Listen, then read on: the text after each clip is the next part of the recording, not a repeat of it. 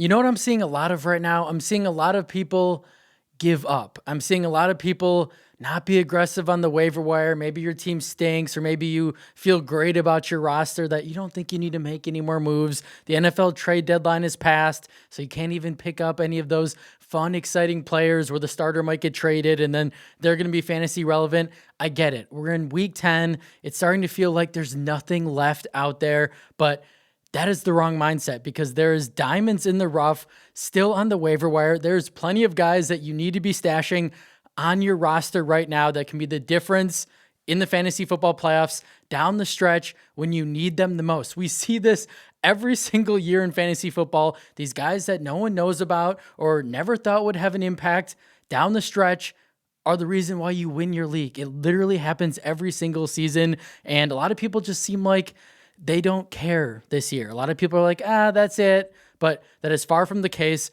Continue to be aggressive. That's how you win fantasy football. Outsmart your friends, outsmart your league mates. In this video, we are talking about 10 plus players that you need to be stashing on your roster before week 10 of fantasy football. If you watch one video this week, it needs to be this one. Let's start with the first guy on this list, and it's Brian Robinson Jr. Like, this is the time where you stash the backup running backs, because if the starter goes down, then Brian Robinson is an RB1, ladies and gentlemen, in fantasy football because of the role, because of the offense that he's on. I'm fired up right now, but let's talk about it. I think that Robinson is one of the best stashes that you can make right now in fantasy because of his situation, because Brian Robinson is a talented player. Like, we saw what he did in Washington last year. This is no slouch of a running back, and he's coming off his best game as a San Francisco 49er in week 9, 5 carries, 53 yards, found the end zone on a really nice run, 11.3 fantasy points. And this man is only rostered in 24% of Yahoo leagues.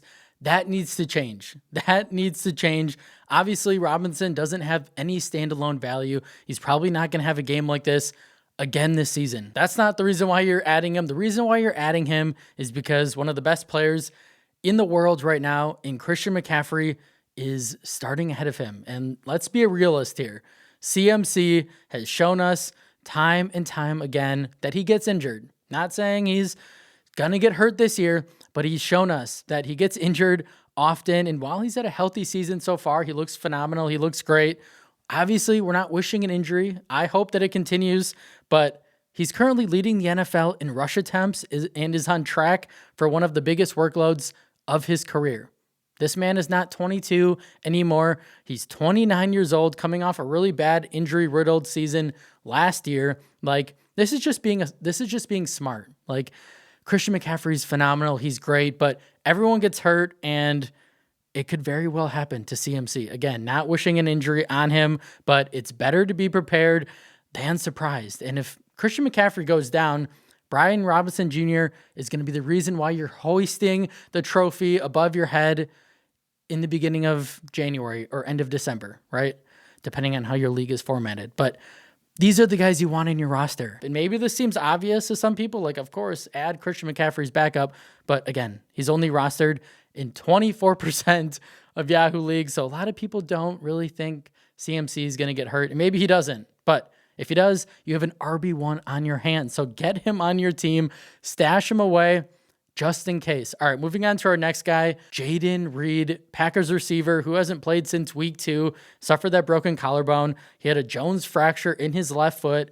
Not great, but here's what we know. Tucker Kraft was the dude in this pass attack, in this Green Bay passing game. I had a lot of Tucker Kraft. It stinks. It hurts. It really hurts, but he's done for the year with the torn ACL. That means someone else has to step up. And while some may argue that this Green Bay wide receiver room is crowded, sure, but Jayden Reed is far and away, and Christian Watson, I would say, are two established, really talented players in this offense that Reed is going to have a role once he returns. And I think it's coming soon. He's targeting apparently a week 13 return. If you're in a good spot, if you have a good roster, a good record, I would be stashing Reed. Or if you have an IR spot, get this man on your team because he's been really good since he's been a Green Bay Packer, and he had the highest passer rating when targeted among all receivers last year. He was 3rd in yards per target, 7th in yards per reception, 19th in yards per route run. He led Green Bay in receptions and yards the last 2 seasons. I would be stashing away Reed on your bench because he's going to have a big role on a really good offense attached to Jordan Love, and he's a really talented player, and they just lost their best offensive weapon, arguably, in Tucker Kraft. So get Reed on your bench. All right, moving on to our next guy, Pat Bryant, the rookie receiver for the Broncos. I'm recording this video on Thursday before the Thursday night game, so by the time you're watching this video, you're going to know how Bryant did. You're going to know what happened in the game. But I think this is a very sneaky ad, but I think that Bryant could be one of those guys who breaks out the second half of the year that no one really sees coming. This is a very talented receiver. He's absolutely flying under the radar right now, but his role has quietly continued to grow over the last couple of weeks. From weeks 5 to 8, Bryant ran a route on 52% of the dropbacks, including 48% of the snaps coming from the slot. We know Marvin Mims has been out with that concussion, so that's kind of opened the door a little bit for the rookie. But Bryant has also run 15-plus routes in 6 straight games, 3 red zone and 2 end zone targets over that span, 117 air yards over the last 2 games. And I think that there's a good chance that he could beat out Mims for the wide receiver 3 spot on this offense. And that will hold value because we know that this Denver Broncos offense, this passing game, for the most part, is really good. And I want to be betting on an ascending player. And Sean Payton picked this man. He obviously likes him, obviously has some sort of plan for him. And I think Bryant is the perfect fit to play that big power slot receiver in this Sean Payton offense. We know Bryant, he's a bigger dude, sitting at 6'2", 204.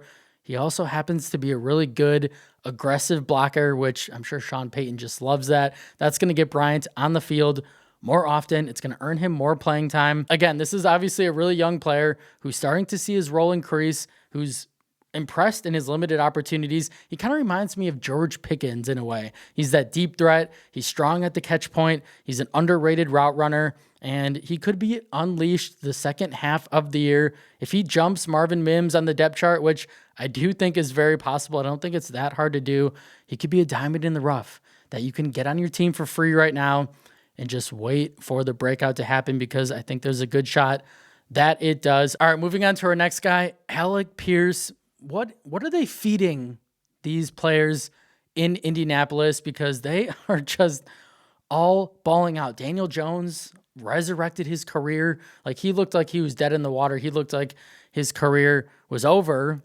And he comes to the Colts and he's looking like a top 10 NFL quarterback. Alec Pierce, he's been in the league for a little bit and he's just been average. And now that he has a quarterback that can get him the football, that will throw him the football, he's looking like he could have one of his best seasons yet. And in week 9, he had a huge game. 6 receptions, 115 yards, 13 targets, 17.5 fantasy points, 33% first read share.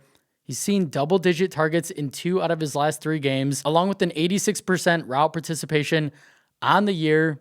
He's been quietly really good, and no one's talking about Alec Pierce, but he's a guy who could be a dude in fantasy going forward. Like, he's more than a stash. You can start this man in fantasy, but I believe he's rostered in under 40% of leagues in Yahoo, which is pretty crazy to me. Pierce ranks 12th in receiving yards per game at 71.6 and has exceeded 65 receiving yards in 5 out of 7 games this year.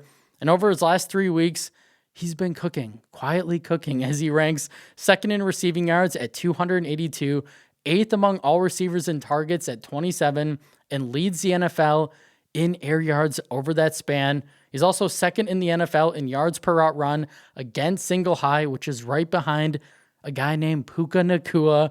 This is something that you can't ignore anymore. Like, Alec Pierce, not a flashy player, but when you're on one of the best offenses in football, this is the thing. This Colts offense is producing really relevant fantasy players. Jonathan Taylor, obviously, Daniel Jones, Michael Pittman, Tyler Warren, and now Alec Pierce, who's looking like Daniel Jones is one of his favorite targets as of late in the passing game. I would personally be adding the talented 4th-year receiver now before it's too late, because what we're seeing from him is not a fluke. He's obviously their deep threat, but he's doing more than that. He's on a good offense that can move the football with a quarterback that can get him the football. These are things you like to see. Alec Pierce has kind of been bogged down for years on a bad offense with bad quarterback play, but he might now be finally getting unlocked. He's a guy that I would be stashing away and even starting if you really need a wide receiver this week, because I think he could go off again. All right, moving on to our next guy, Blake Corum. I'll be honest, this is the guy that I've been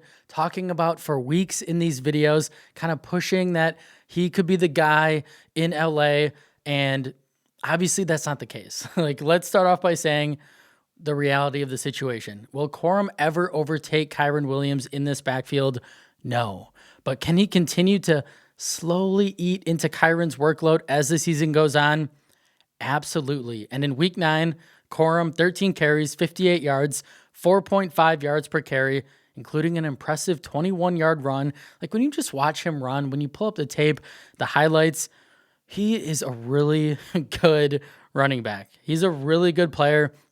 And he's had back-to-back games of seeing 12-plus carries because the Rams, Sean McVay, know that he's a really good player. They know that he needs to touch the football more on a weekly basis. But yeah, Kyren Williams last week, 25 carries. Like, what are you going to do? That was only his second game over 20 carries this season, but he's still clearly the guy.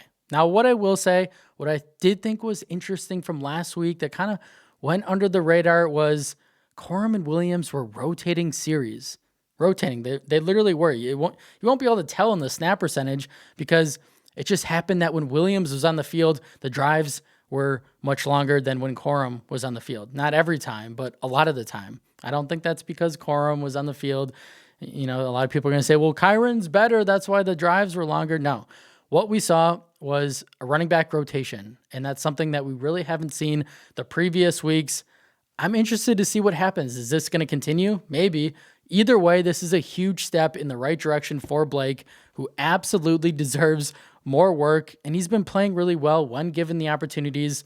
It's clear Sean McVay likes Corum and wants to see him get more involved on the football field. And Corum has looked pretty nice in his limited opportunities as he ranks 9th in missed tackles forced per attempt, 15th in yards per carry, 16th in explosive run rate. And if this were any other offense, any other situation where we had 2 running backs here, I probably wouldn't pay as much attention. But being on the Rams, this offense is elite. This ecosystem is elite. Sean McVay is elite. I want as many pieces of this Rams offense that I can get. Again, Corum is never going to overtake Kyren unless Kyren gets hurt. That's why this is a stash video. If Kyren goes down, you have a top 10, potentially top 5 running back on your roster. Like, Corum is rostered on Yahoo 10%. What are we doing, people? What are we doing? This is the time of year where you stash the backup running backs on good offenses, like the 49ers, like the Rams. If the starter goes down, you have a league winner. You have a top 10 guy at the position. That doesn't always work the same way for receivers, but for running backs, Corum would be the clear-cut number 2 back, and he would see a ton of work if Kyren ever went down. And he's starting to earn potentially some flex value if he continues to rotate series with Williams. So again, he's not going to overtake Kyren. We know. We get it. Williams is the dude, but he's starting to see more work. He's playing well. And if Williams goes down, congrats, because you probably win your fantasy league if Corum is on your roster. So what are you doing? Pick him up, stash him away. All right, moving on to our next guy, Luke Musgrave. As a Packers fan, as a guy who had a lot of Tucker Kraft in many of my fantasy leagues, we kind of already touched on it. This hurts. This stinks, but the reality of the situation is Musgrave is going to have a big role, or a big-ish role, on this Green Bay offense moving forward. He's the tight end 1, and believe it or not, Musgrave was actually taken before Kraft in the NFL draft, as Luke was drafted in round 2, Kraft round 3, which tells you the talent profile of Musgrave. This is not a slouch athlete. This is not a poor player. He's a good player. He's not anywhere near the talent of Tucker Kraft, but he's not bad either. Musgrave is going to help stretch the field for the Packers. He has nice vertical speed to open up the field for the guys on these underneath routes, Matthew Golden, Romeo Doubs, and I think Musgrave could turn into a big play threat. And Musgrave played a season-high 30 snaps last week and reeled in 3 receptions for 34 yards. He's more athletic than you think. He's a better tight end than you think. And he actually had an impressive 9.95 relative athletic score at the combine. This is a big dude sitting at 6'6", 250. This is a bet on talent, opportunity, being on a good Packers offense, attached to Jordan Love. Like, you're likely not starting him in week 10 on Monday Night Football in a tough matchup against the Eagles, but I would stash him away. I want to see it first, right?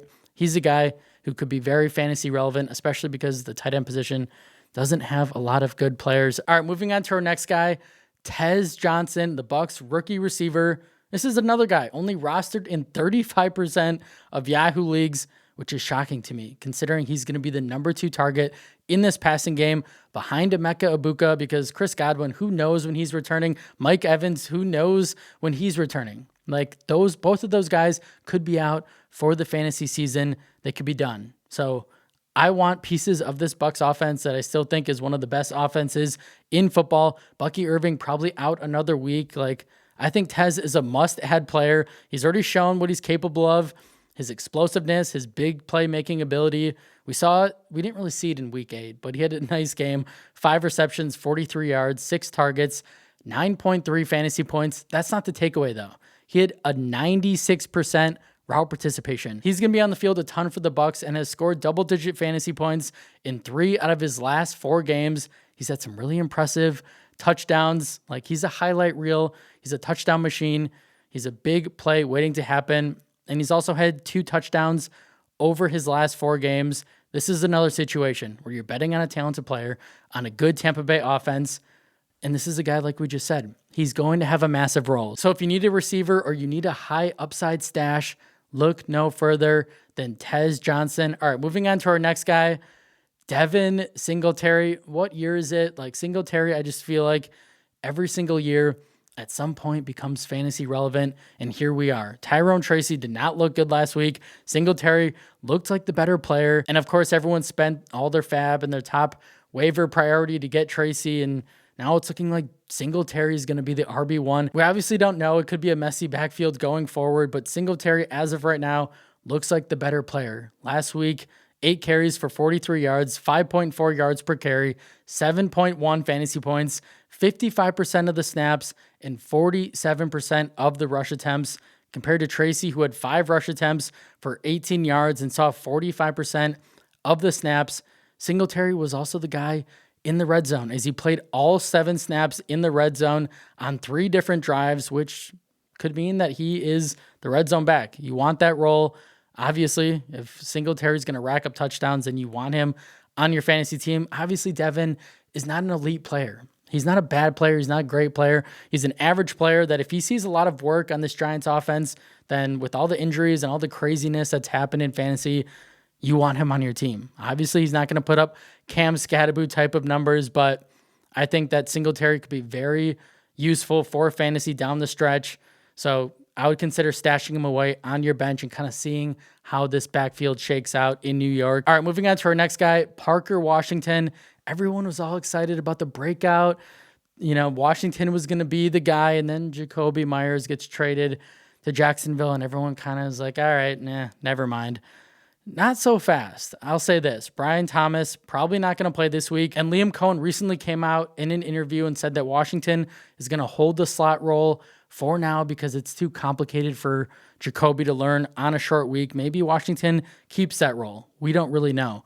But if he does keep that role, any guy who plays the slot in a Liam Cohen offense is in for a lot of targets. It's a very valuable role.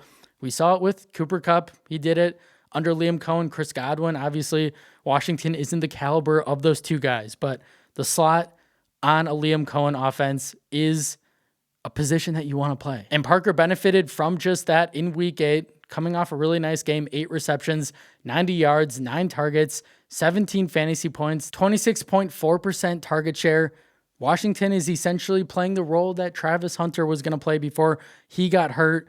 And I don't know if Brian Thomas, when he's going to be back. Like, what a waste of a year for BTJ. It's been really disappointing rostering him in a couple leagues, but I think Washington, regardless if Jacoby Myers is on the roster or not, I think he's going to see a ton of work in the passing game. We know Thomas has an ankle sprain, probably not going to play in this game, and could be out even longer. So I have no problem stashing Parker at the bottom of your bench and kind of seeing how this all shakes out. All right, let's move on to some other elite handcuffs that you need to be stashing on your bench right now. We talked about Brian Robinson Jr. I also like Tyler Algier. If Bijan ever went down, Algier would be a top 10 back in fantasy. Bayshul Tootin for the Jaguars. If ETN ever got hurt, he would have a monster role. I also like Tajay Spears if he's still available. And Ray Davis, who we know, James Cook dealing with an ankle injury, kind of banged up, probably going to play. But let's say he makes that ankle injury even worse. Davis could have a monster role on a really good Buffalo offense. And let's rank these guys from the guys I like the most to the guys I like the least. I think Blake Corum would be the number one stash here for me, then Brian Robinson Jr., then Alec Pierce, then Tez Johnson, then Parker Washington, then Pat Bryant, Luke Musgrave, and lastly, Devin Singletary. I will say, if Tyler Algier is out there, he would be at the top of the list. Algier, Corum, and Robinson all need to be rostered because if the starter goes down, they are instant RB1s for your fantasy team. That's all I have for you guys today. I really appreciate each and every one of you guys, all the support. You guys are literally the best. If you enjoyed the video, consider leaving a like, comment down below, subscribe to the channel, and I'll see you in the next one.